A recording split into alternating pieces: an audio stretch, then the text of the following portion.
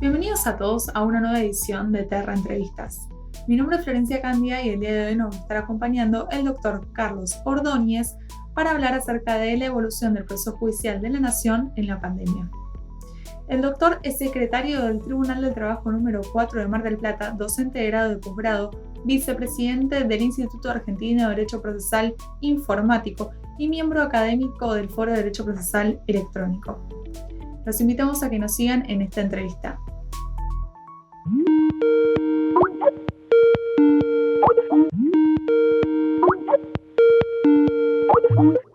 Bueno, Carlos, contanos, ¿de qué forma se vienen receptando los cambios tecnológicos por parte de la Justicia Nacional? Hola Florencia, ¿cómo estás? Mira, la verdad que en este 2020 hemos recibido un aluvión normativo, ¿sí? Y una metamorfosis muy grande en lo que es la tramitación digital del expediente en el Poder Judicial de la Nación. Veníamos de un letargo prolongado de aproximadamente 9 años, si nos situamos en el año 2011 con la ley 26685, que introdujo al orden procesal un montón de herramientas que hoy por hoy son extremadamente necesarias. Me refiero a la incorporación del expediente digital, firma electrónica, firma digital, comunicaciones digitales o electrónicas con idéntica eficacia procesal que sus equivalentes papelizados, ¿sí? Situémonos, 2011 teníamos eso. Obviamente que eso fue seguido de reglamentaciones de la Corte Suprema de Justicia de la Nación que parecían pronosticar una implementación inmediata o al menos en poco tiempo del expediente digital. La realidad nos mostró de que esto no fue tan rápido como parecía ser. El 2011 arrancó con la 31-2000, con la acordada 31/2011, perdón. Y después no tuvimos grandes incorporaciones hasta el año 2015, que apareció la acordada 3/2015, que admitió la posibilidad de enviar presentaciones por medios electrónicos. ¿Qué quiero marcar con esto? Que en 4 años no tuvimos grandes avances, saben de que obviamente la incorporación del domicilio electrónico y la posibilidad de enviar escritos por medios telemáticos fue un paso importante hacia la implementación del expediente digital. De ahí en adelante no tuvimos mayores novedades o no tuvimos las novedades que esperábamos, ¿sí? Después de una consagración normativa tan fuerte y tan importante como la que vimos en el año 2011, los años venideros no respaldaron al menos el entusiasmo del legislador, ¿sí? Esto nos trajo al 2020 con una realidad, con un contexto de emergencia totalmente de excepción, ¿sí? Que nos llevó al punto tal de no poder litigar de la manera en que estábamos acostumbrados, de no poder litigar de la manera en que está reglamentado, ¿sí? Poder Judicial de la Nación, particularmente, no tenía un expediente digital, ¿sí? No podíamos hablar de que en la Nación había un expediente digital implementado. Teníamos una ley que servía de sustento, teníamos 2 acordadas importantes, que son las que mencioné, que servía de basamento para litigar o para efectuar cierto tipo de actos procesales, pero no la totalidad del expediente digital, ¿sí? No teníamos todo el expediente digital. Ahora bien, la pandemia obligó al Superior Tribunal a tomar cartas en el asunto, ¿sí? A tomar esa ley base que ya había incorporado los instrumentos al orden procesal y a empezar a aumentar la incorporación de estas herramientas, ¿sí? En la tramitación del expediente diaria.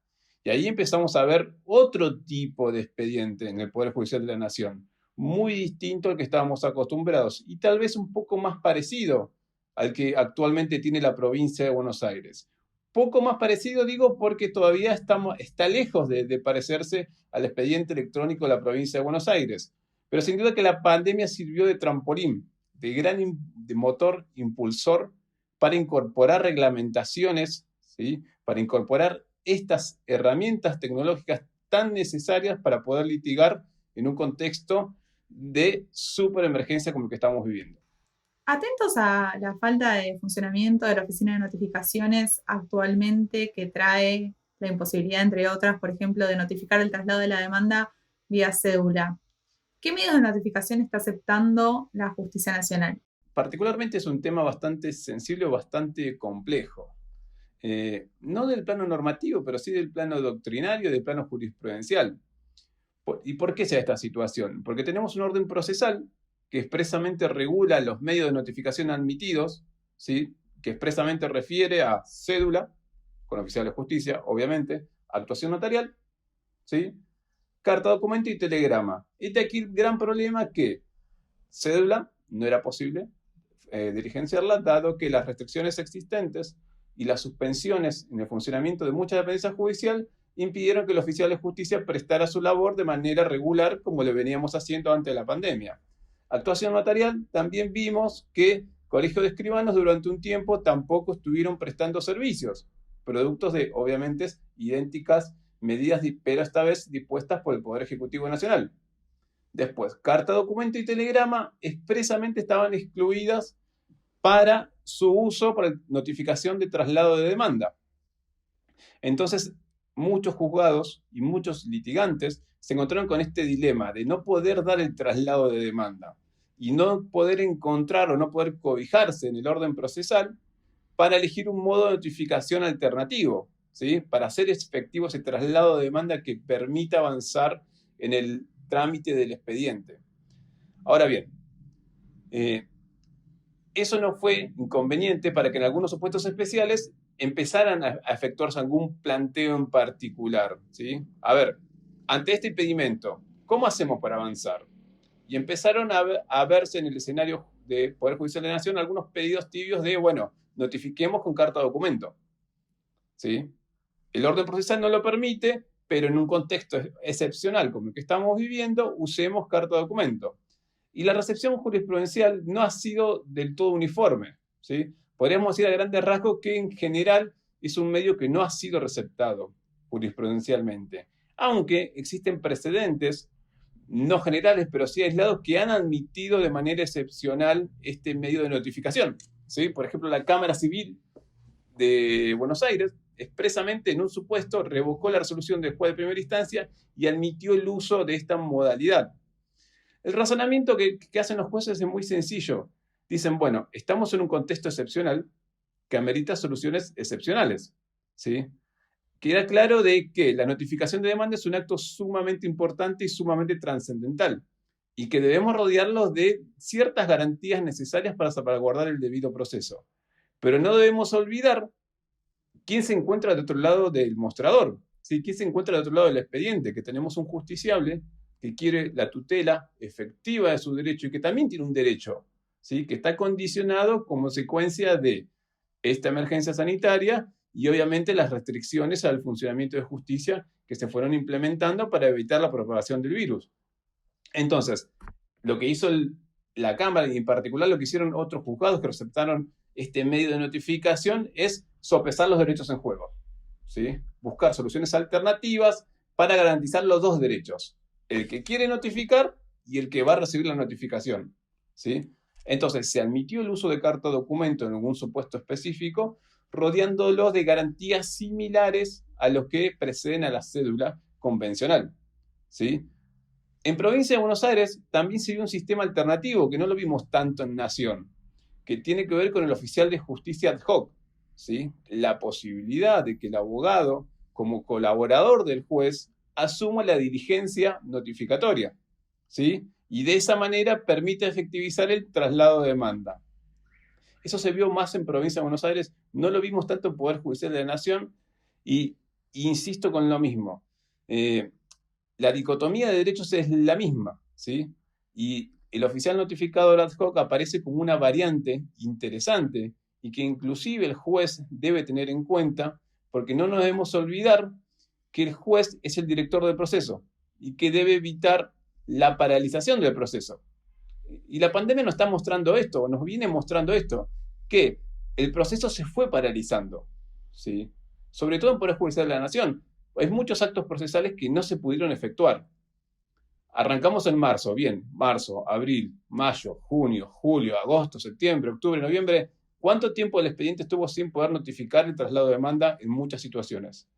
Tal vez alguna jurisdicción ha tenido más suerte que otra, producto de que han salido del aislamiento social preventivo y obligatorio, pero en general es un acto procesal que ha tenido sus complejidades, ¿sí? Entonces tiene que ser contemplado por la jurisdicción y a su vez los abogados tienen que colaborar para que estas soluciones alternativas, ¿sí?, se presenten y puedan dar lugar alguna resolución en ese sentido. Y en este contexto, los abogados, además de, como vos decías bien recién, que tienen que colaborar para encontrar una solución alternativa ante esta situación de pandemia, ¿cómo se tuvieron que adaptar a la hora de relacionarse tanto con el Poder Judicial como con sus clientes?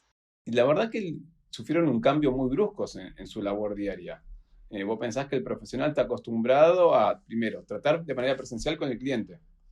Amén de que, bueno, hoy por hoy es moneda corriente el uso de WhatsApp, está fuera de discusión de que el abogado con su cliente interactúe en el estudio jurídico. Venga a mi estudio jurídico, venga a firmar un escrito, ¿sí? Es lo más natural del mundo y así ha sido siempre. Y de hecho lo tenemos incorporado en el ADN del litigante diario, de cada día que anda por los pasillos tribunalicios, bueno, que venga el cliente a firmar el escrito a mi estudio jurídico. Y de repente, producto de las medidas que referenciamos, eso no fue posible. O no solamente no fue posible, no era sanitariamente aconsejable. ¿Sí? No me puedo andar juntando con 1, 2, 3, 10 clientes, vaya a saber cuántos clientes uno tiene que ver por día para seguir avanzando. Amén de que obviamente los clientes se domicilian en distintos lugares de la jurisdicción y que no todos pueden desplazarse, no todos tenían permiso para desplazarse. Bueno, entonces eso invitó a que el abogado empiece a tener en cuenta, empiece a considerar otros medios alternativos para relacionarse con su cliente y que no son tan ajenos a la vida cotidiana.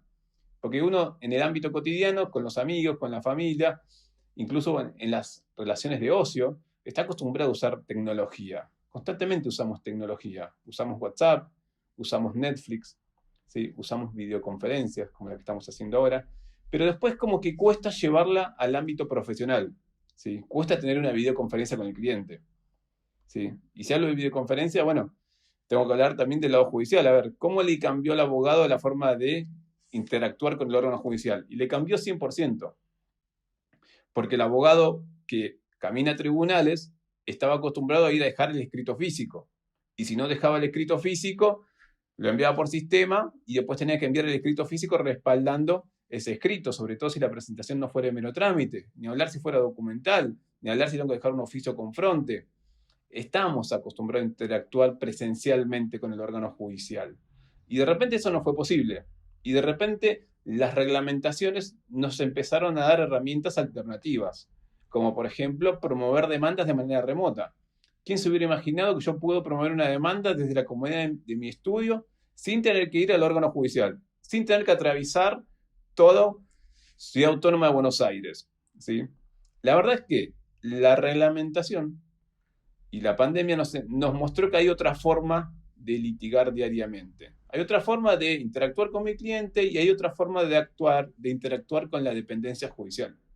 ¿Sí? Son formas totalmente distintas, son novedosas y sin duda que repercuten de manera ostensible en el ejercicio profesional. Estamos hablando de una profesión totalmente renovada y que, bueno, y como consecuencia de esta renovación, obviamente trae como correlato la obligación de, bueno, capacitarse un poco más en qué implica todo esto, en qué implica digitalizar documentos, en qué implica, bueno, manejarme de manera telemática. ¿Qué inconvenientes puedo llegar a tener eventualmente si quiero mandar un escrito electrónico y de repente no puedo?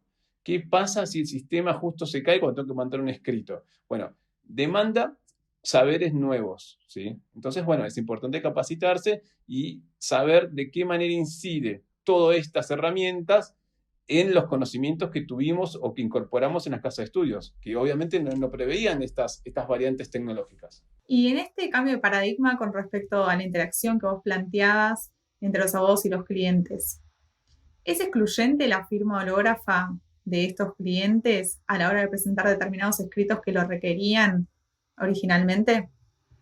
Mira, volviendo al ejemplo, dijimos de que no podíamos ir, el cliente no podía venir al estudio. Entonces, bueno, ¿de qué manera garantizo de que yo soy patrocinante, por ejemplo, y mi cliente firme el escrito? ¿Sí? Ni hablar otro tipo de presentación que lleve necesariamente firma del cliente. ¿Cómo garantizo eso? Sin duda que si miramos para el costado nos vamos a dar cuenta que tenemos opciones alternativas. ¿Sí? Una modalidad que tomó mayor repercusión y que no es novedosa porque en realidad es una modalidad que conocemos nosotros de hace casi 2 décadas, me estoy refiriendo a la firma electrónica, ¿sí? A la posibilidad de que la persona firme de manera electrónica, la posibilidad de que el cliente firme de manera electrónica. La pandemia nos permitió hacer un poco más conocida esta modalidad, que usamos muchos en entornos digitales, pero que en el plano judicial, sobre todo desde la perspectiva del justiciable, no estábamos acostumbrados a usar, ni tampoco estábamos acostumbrados a ver, ¿sí? Hay un video muy, muy interesante de la temática de Andrés Pizerowski que habla del FOE, firma hológrafa electrónica, y el distinguido colega y amigo cuenta cómo un cliente puede firmar un escrito desde la comodidad del estudio. Efectivamente lo puede hacer sin necesidad de tener que recurrir a una virome, sin necesidad de recurrir a una manera tradicional de rúbrica, ¿sí? Y ahí aparece este concepto de firma electrónica, que si bien es un concepto que se podría decir resistido por cierto sector de la doctrina en cuanto a su eficacia jurídica, ¿sí? La verdad es que es un concepto extremadamente práctico, ¿sí? Y que permite identificar al emisor del documento. ¿Sí? La firma electrónica es eso, es un mecanismo electrónico que permite identificar al emisor del documento. Existen muchas variantes de firma electrónica, ¿sí?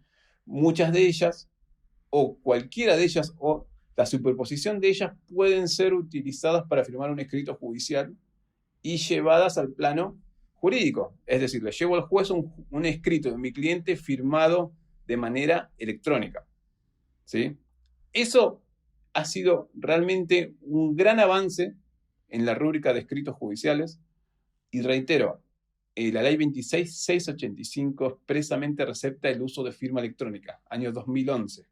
Y la firma electrónica a su vez tiene asidero jurídico en nuestro orden legal desde el año 2001, ley 25506. ¿Sí? Entonces estamos hablando de una herramienta que hace muchos años que está en el orden jurídico y que la pandemia hicieron que se hiciera un poquito más conocida.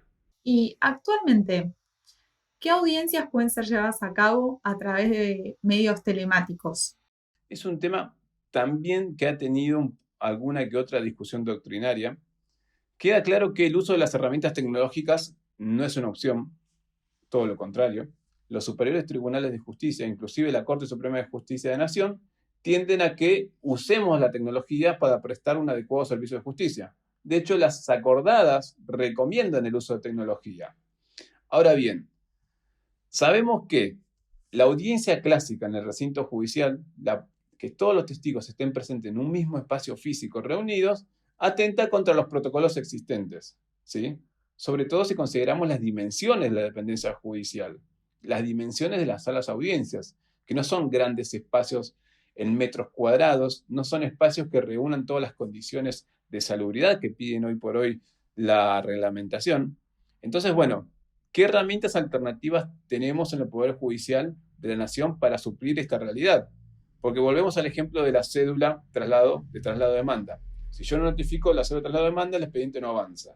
Entonces llega un momento en la tramitación del expediente judicial que si no puedo receptar cierta prueba oral o si no puedo realizar cierta actuación oral, el expediente tampoco avanza, ¿sí? Ahora bien, en el orden nacional tenemos una acordada expresamente que regula el uso de videoconferencia, ¿sí? Desde el año 2013 hay una acordada que la regula.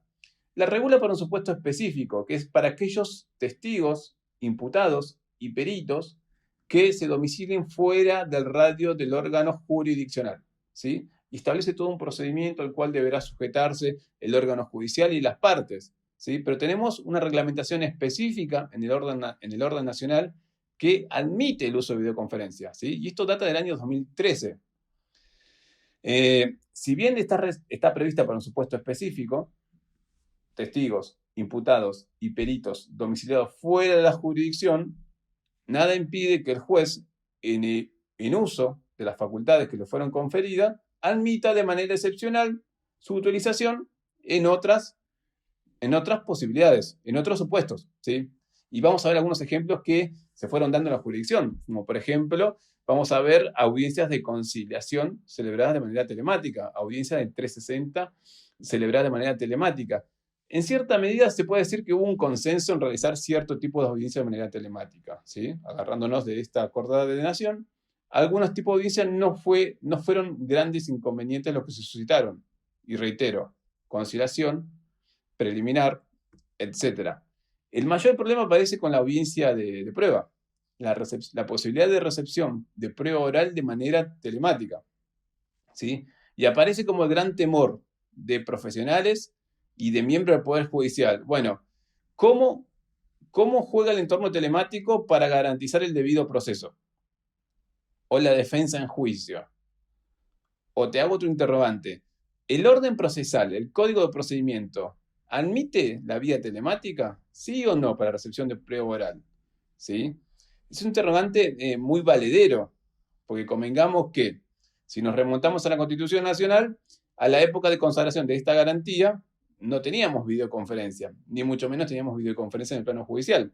Y si nos remontamos al orden procedimental, los legisladores lejos habrán estado de pensar, bueno, de que el juez tome audiencias telemáticas. Ahora bien, que la tecnología avance no es ninguna novedad, ¿sí? Y eso no repercute en el derecho mismo. Es decir, ¿qué quiero marcar con esto? La Constitución Nacional me marca, bueno, debemos velar por el debido proceso y la defensa y el derecho de defensa en juicio. Ok. El orden procesal me establece una serie de formalidades que debe respetar durante la realización de la audiencia. Nada impide que, preservando lo que dice la Constitución Nacional y preservando las garantías que establece el orden adjetivo, yo traslade ese escenario a una audiencia telemática, a una sala de audiencia virtual, ¿sí? Como la que estamos teniendo en este recinto. Ustedes en este instante me están viendo hablar, me están viendo gesticular, ¿sí? Están viendo señales corporales de mi cuerpo. En este instante están viendo solamente una parte de mi cuerpo. No ven mis manos, no ven mis piernas, pero nada impediría que la cámara enseñe más información de la que están enseñando. ¿Y esto para qué es importante? Y en las audiencias orales, sobre todo las de prueba, esto es importante porque sabemos que el lenguaje no solamente es el oral, sino tenemos el lenguaje corporal. A lo que voy. La tecnología nos permite comunicarnos, nos permite transmitir emociones, nos permite conocernos y mantener un diálogo fluido. La tecnología bien utilizada nos puede permitir llevar adelante una audiencia de prueba oral y respetar estos derechos y estas garantías consagradas en Constitución Nacional y orden procesal adjetivo. La clave está en usarlas bien, ¿sí? La clave no es no usarlas, la clave es usarlas bien. ¿Es importante que haya una reglamentación específica? Sí, es importante. ¿Por qué? Uniforma la forma de trabajo, ¿sí? Y consagra una forma específica a la cual el juez y las partes deben sujetarse y de esa manera velar por el respeto del debido proceso. Pero en el orden nacional la tenemos, con más razón aún, ¿sí? Si tengo una regulación específica que la admite para un supuesto específico y la reglamenta, ¿qué me impide a mí usarla por un supuesto de excepción fundado en el contexto de pandemia? Tengo la reglamentación, insisto, tengo un órgano superior que indica cómo se debe hacer. Solamente hay que ser capaz de interpretar Constitución Nacional, interpretar el orden adjetivo y trasladarlo, a pedido de parte, a otros supuestos no contemplados, pero que necesariamente tienen que realizarse. Porque volvemos al ejemplo de la célula de traslado de demanda. El expediente no avanza, pasan los meses, la vacuna no aparece, ¿sí? Y no podemos esperar que el derecho del justiciable quede subordinado a que aparezca una vacuna, ¿sí? O a que nos curemos todos.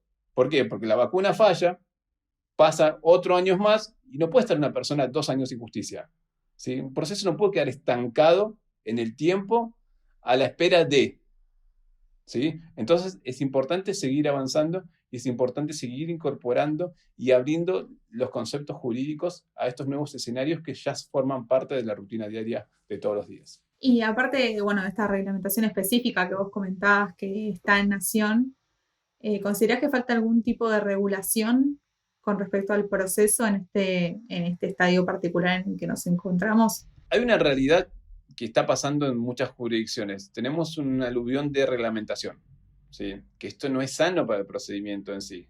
Uno está acostumbrado a ir a un cuerpo normativo único, voy al orden procesal, tengo el Código Procesal Civil y Comercial, tengo el Código Procesal del Penal, etcétera, ¿sí? Y donde encuentro compilado en un solo texto toda la normativa aplicable, toda la normativa que me regula la tramitación del expediente. ¿Qué pasó en pandemia? Tengo código y tengo 10, 15 acordadas más, ¿sí? Eso no es saludable para la tramitación del expediente. ¿Por qué? Porque la información, las formas procesales que se van imponiendo, se difuminan los conceptos, se superponen, se modifican. Para saber cómo tengo que hacer algo, de repente tengo que leer 3 acordadas, porque una fue modificada por otra fue modificada por otra y otra fue ampliada por otra, ¿sí? Y eso es complejo, ¿sí? Entonces, es esperable que en lo sucesivo se empiece a unificar estos cuerpos reglamentarios. ¿Voy a implementar un expediente digital? Ok, fantástico. Necesito una acordada de expediente digital. Una, no 15, no 20.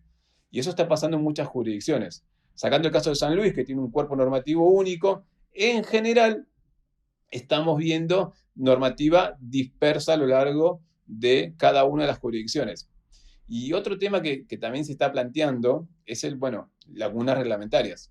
¿Por qué? Tengo órdenes procesales que no han sido actualizados, ¿sí? Sino que han recibido pequeños parches normativos. En el orden nacional tengo un código relativamente viejo que fue emparchado por la 26685, ¿sí? Pero no dejó de ser un parche. Amén que obviamente en el año 2019 se incorporó un proyecto de reforma del orden procesal que incorpora muchas de estas herramientas que estoy nombrando. Queda claro que hay que actualizar y adecuar los órdenes procesales a esta realidad, ¿sí? Que no basta con la reglamentación. Porque muchas veces la reglamentación, por más buenas intenciones que tenga, puede entrar en conflicto con la norma procesal, ¿sí? Y de hecho vemos nosotros que litigamos todos los días en la jurisdicción estas situaciones de conflicto, de que el orden procesal dice una cosa y la reglamentación dice una cosa distinta, o no lo dice de la misma manera, o interpreta el apercibimiento legal de otra manera. Entonces es importante que reglamentación y orden procesal se unifiquen, ¿sí? Que los dos tienden para el mismo lado, que los dos regulen idéntico proceso. Y remarco esto nuevamente. Hoy por hoy tenemos orden procesal regula un proceso papelizado, que se rige por sus principios, reglas y principios. Reglamentación rige un proceso digital o electrónico, que se rige por otros principios, ¿sí? Y que parte de otra estructura y otros conceptos totalmente distintos. Entonces la litigación diaria se hace compleja. Hay que tender a reformar y actualizar órdenes procesales, hay que tender a unificar reglamentaciones, y hay que tender a tener en cuenta estas lagunas reglamentarias que van surgiendo en la litigación de día a día, ¿sí? Poder Judicial de la Nación, reitero, la reglamentación ha venido de golpe, sobre todo de los aspectos más trascendentales del expediente digital. Entonces es esperable que venga más reglamentación a ir actualizando, a ir tapando los pequeños baches que van quedando en el camino. La provincia de Buenos Aires ya pasó por ese proceso, de que, implementamos una acordada, genera estos cuestionamientos, genera estos inconvenientes, y la vamos puliendo a medida que la vamos utilizando, ¿sí? Más allá de eso, queda claro que la implementación del expediente digital no es una tarea sencilla.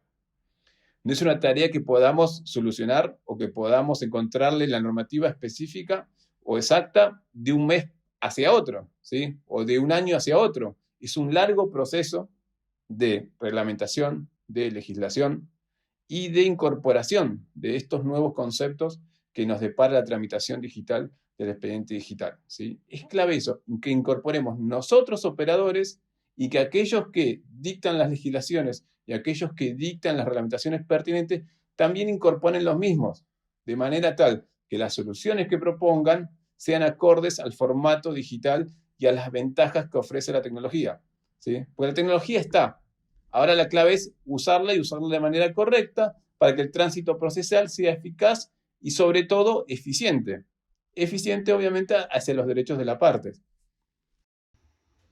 Esperemos que así sea, que sea utilizada de forma eficiente, y muchísimas gracias en serio por la claridad en cada una de las respuestas, Carlos. No, Florencia, gracias a vos. Yo creo que sí, que vamos por el buen camino. Debemos esperar mayores novedades reglamentarias porque sin duda vamos a seguir teniendo novedades. Pero un tema más para juntarnos nuevamente y hablar de las mismas. Muchas gracias a todos por habernos acompañado durante esta entrevista. Los invitamos a que puedan acceder a nuestro cuadro sistematizado con toda la normativa, jurisprudencia y doctrina referida al COVID-19 y a que nos sigan en nuestras redes sociales para mantenerse siempre informados.